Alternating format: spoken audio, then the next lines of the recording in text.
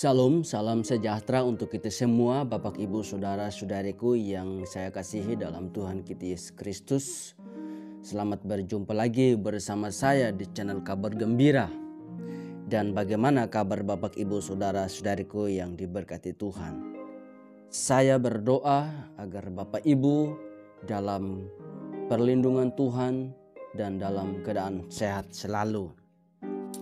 Pada hari ini kita akan menyaksikan bersama sebuah kesaksian dari seorang murtadin cantik yang dimana dia waktu masih kecil dia dididik, didoktrin untuk menjadi muslim yang taat dan kental dalam menjalankan ajaran agamanya pada waktu itu, yaitu dia diajar dan dididik untuk rajin sholat dan rajin pengajian, Bapak Ibu Saudaraku yang diberkati Tuhan. Dan bahkan waktu dia SMA, dari SD sampai SMA dia mentuntaskan untuk rajin belajar pengajian. Biasanya teman-teman yang lain taman SD SMP sudah berhenti pengajian, tetapi dia tetap laksanakan rajin pengajian dengan tepat waktu tanpa disuruh oleh orang tuanya. Bapak Ibu Saudaraku yang diberkati Tuhan, dan sampai SMA dia selesaikan itu, terus rajin pengajian. Namun suatu ketika dia mendapat mimpi, dan ketika dia mendapat mimpi dia tidak menceritakan ke orang lain, ke keluarganya atau orang tuanya, bahkan teman-temannya, Bapak Ibu Saudara, karena dia sangat takut, karena dia sudah didoktrin oleh orang tuanya, bahkan Pak Ustadznya, dia diajar untuk harus belajar terus di agama lamanya, yaitu bahwa dia dibohongin oleh Pak Ustadznya, dibohongin karena dia juga mengatakan demikian.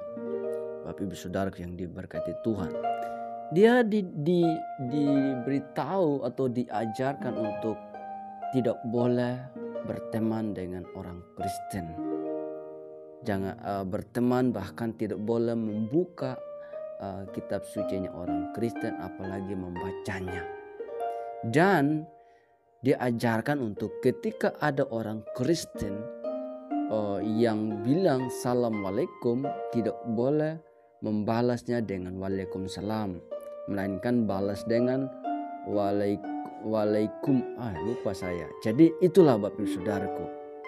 Jadi dia harus membalas untuk dengan membuat teman orang Kristen itu kecelakaan begitu. Dan ya dididik dan diajar ajaran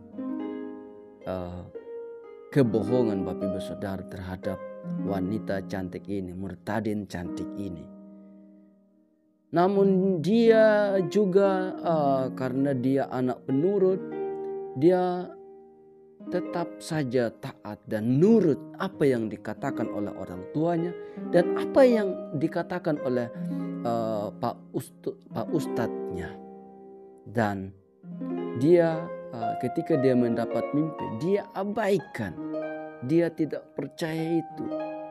Tetapi apalah daya, Bapak Ibu Saudaraku yang diberkati Tuhan, Tuhan Yesus selalu datang kepada dia lewat mimpi dan lewat penglihatan. Dia melihat salib itu, di situ ada Yesusnya. Dan memang yang disalib itulah Yesus, Bapak Ibu Saudara yang diberkati Tuhan.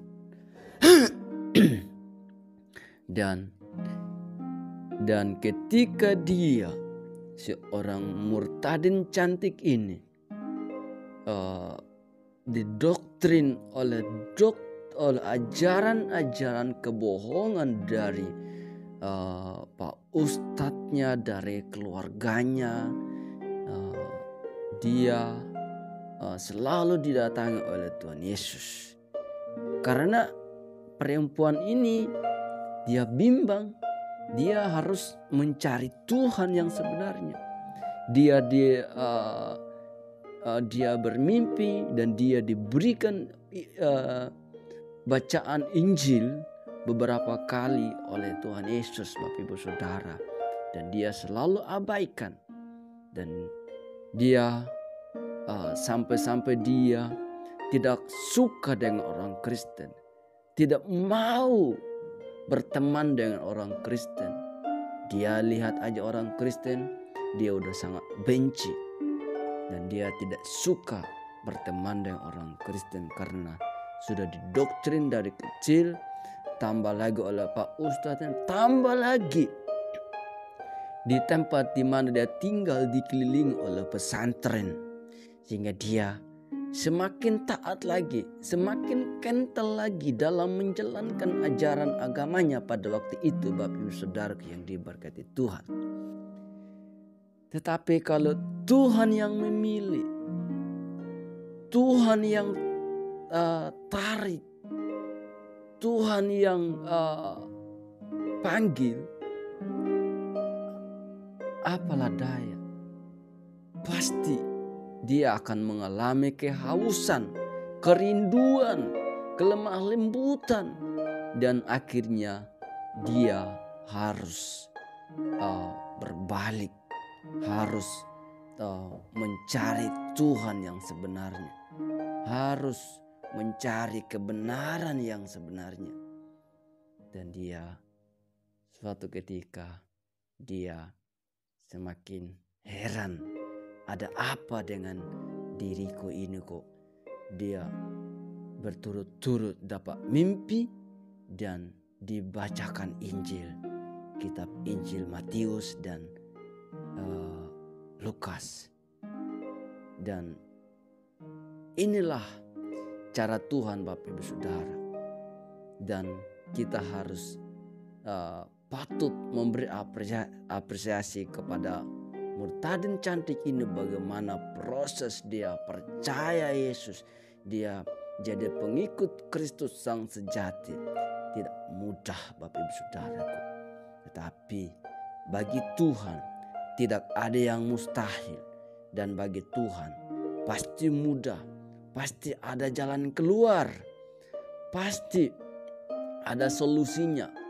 Dan dia ketika dia mengenal siapa itu Yesus yang sebenarnya, dia menjadi pribadi yang taat, menjadi pribadi yang setia mengikuti Yesus sekalipun banyak beban, banyak tantangan, banyak masalah, banyak ujian yang harus dia hadapi ketika dia menjadi orang Kristen, percaya Yesus sebagai Tuhan dan Juru Selamat, Bapak Ibu Saudaraku yang diberkati Tuhan.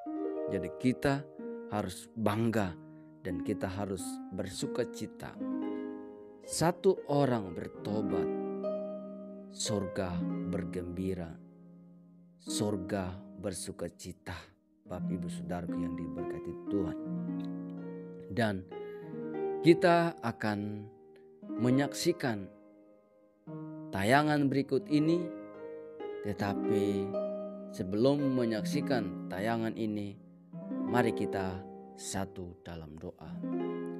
Bapa kami dalam kerajaan surga, kami bersyukur untuk kasih setiamu yang selalu baru tiap hari dalam kehidupan kami.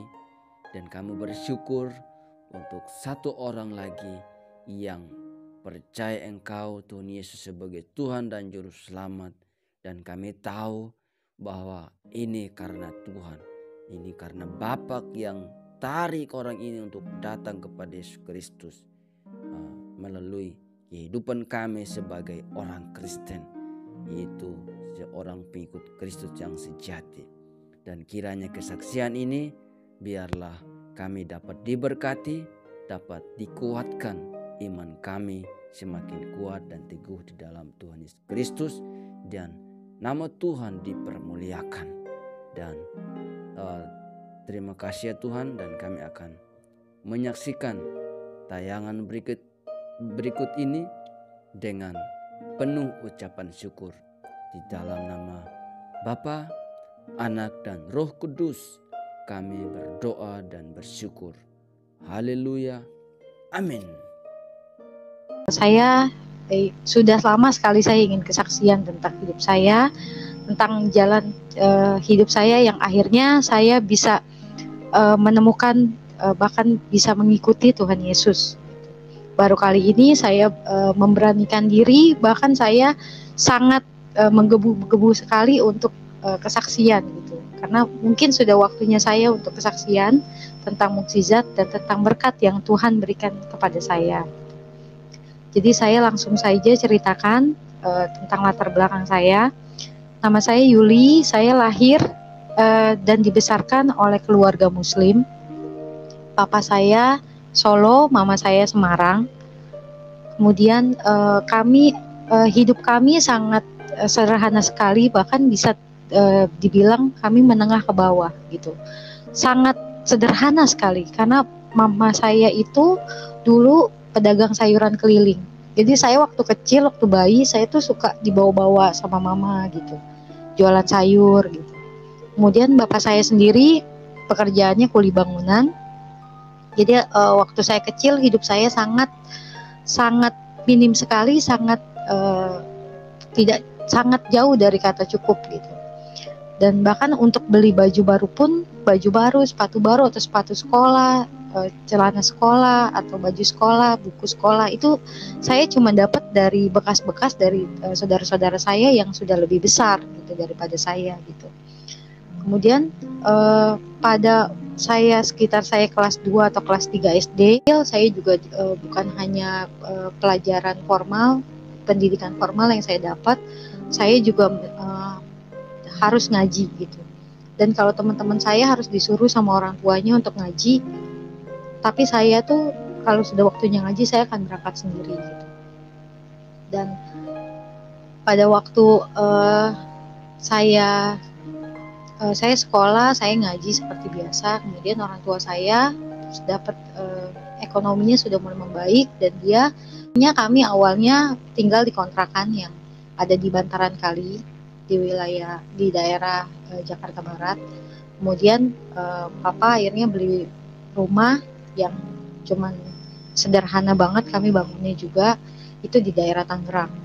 Dan di daerah Tangerang itu bapak saya itu beli rumahnya di wilayah yang dikelilingi sama pesantren. Sampai sekarang pun pesantrennya masih ada.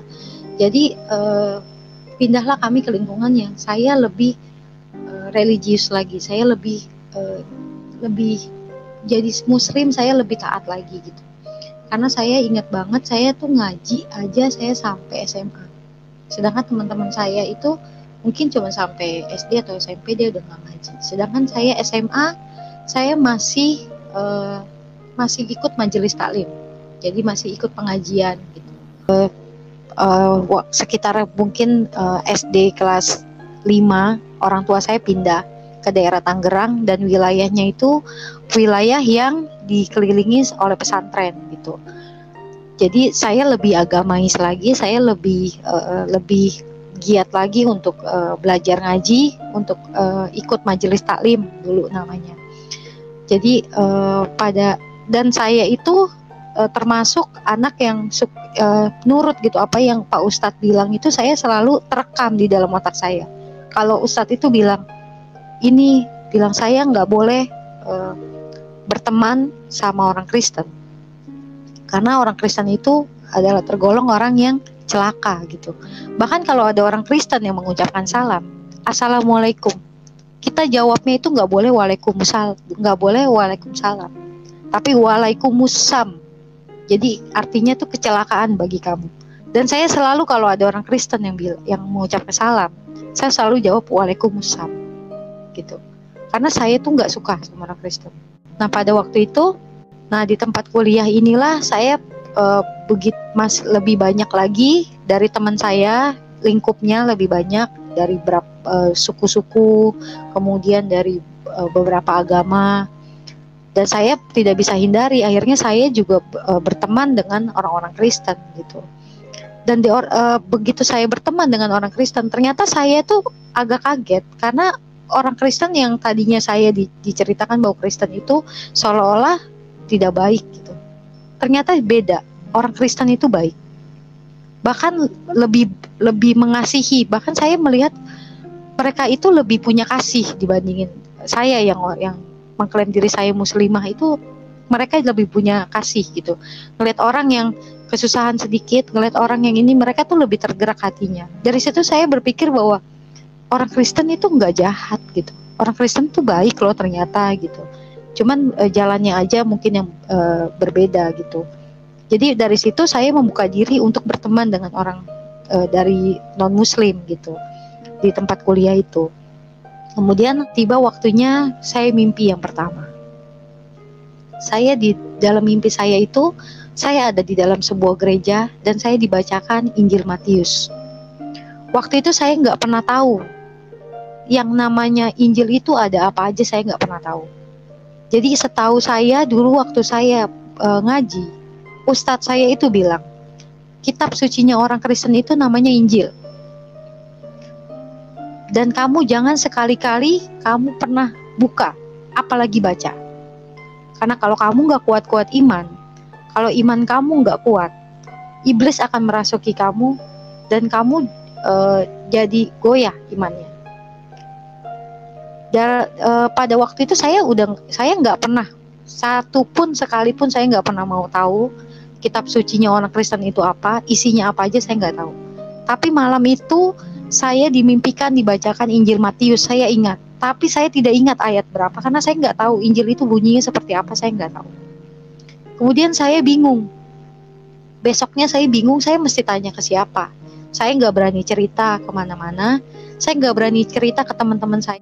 Kemudian ada satu teman kerja saya tanya sama dia orang Kristen. Saya bilang, saya tanya, memangnya di dalam Kristen itu ada Injil Matius ya? Saya bilang. Kemudian dia jawab, iya. Kenapa? Dia bilang. Saya nggak berani ngomong. Saya bilang, nggak apa-apa. Saya bilang, oh nggak apa-apa. Saya bilang. Kemudian mimpi itu saya abaikan. Saya cuekin mimpi itu. Saya merasa kayak udah lah, mungkin itu hanya bunga tidur saya aja gitu. Kemudian saya mimpi yang kedua. Di dalam mimpi saya, kali ini saya dibacakan Injil Lukas. Saya ingat Injil Lukas, tapi saya tidak tahu ayatnya bunyinya seperti apa. Kemudian baca bacaan Al-Quran. Makin saya baca, hati saya makin sakit. Sakit gitu, seperti ada yang saya tidak mau tapi saya paksa gitu. Jadi hati saya tuh sakit. Mata saya makin ngembang air mata sampai tulisan di dalam Al-Quran itu saya nggak bisa lihat. Ketutup semua sama air mata. Saya bilang, saya kenapa gitu.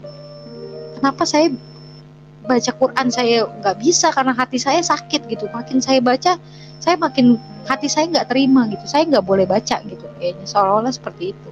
Saya sholat udah nggak bisa lagi. Saya udah nggak apa lagi bacaannya. Saya udah nggak tahu terusannya apa gitu. Kemudian saya jatuh tersungkur di atas sajadah. Saya nangis waktu itu semalaman. Saya nangis. Saya bilang, saya minta ampun sama Allah. Saya bilang, saya bingung. Saya udah nggak bisa sholat lagi. Saya ulang lagi begitu masuk waktu Isya. Jadi habis maghrib Isya, saya sholat lagi, saya wudhu lagi. Saya udah nggak bisa sholat. Baru Allahu Akbar. Saya udah nggak tahu lagi bacaannya apa. Saya bilang, saya gimana gitu. Akhirnya saya beranikan diri saya untuk siapa Yesus itu. Kenapa saya bisa sampai kayak begini gitu. Karena di dalam penglihatan saya di atas salib itu ada Yesusnya gitu. Jadi saya pikir baca Injil. Dari situ saya mau tahu isinya itu apa. Saya merasa saya dibohongi. selama ini saya ngaji itu saya dibohongi. Gitu. Amin, puji Tuhan, haleluya Bapak Ibu Saudara-saudariku yang diberkati Tuhan. Dan biarlah melalui kesaksian ini kita dapat diberkati dan iman kita semakin kuat dan teguh dalam Tuhan kita Yesus Kristus. Dan jangan lupa untuk mendukung channel ini dengan like, komen, subscribe, serta share sebanyak-banyaknya kepada teman Bapak Ibu Saudara-saudariku yang diberkati Tuhan, agar mereka juga dapat diberkati melalui kesaksian lewat channel ini. Dan sampai ketemu di video berikutnya. Shalom, Tuhan Yesus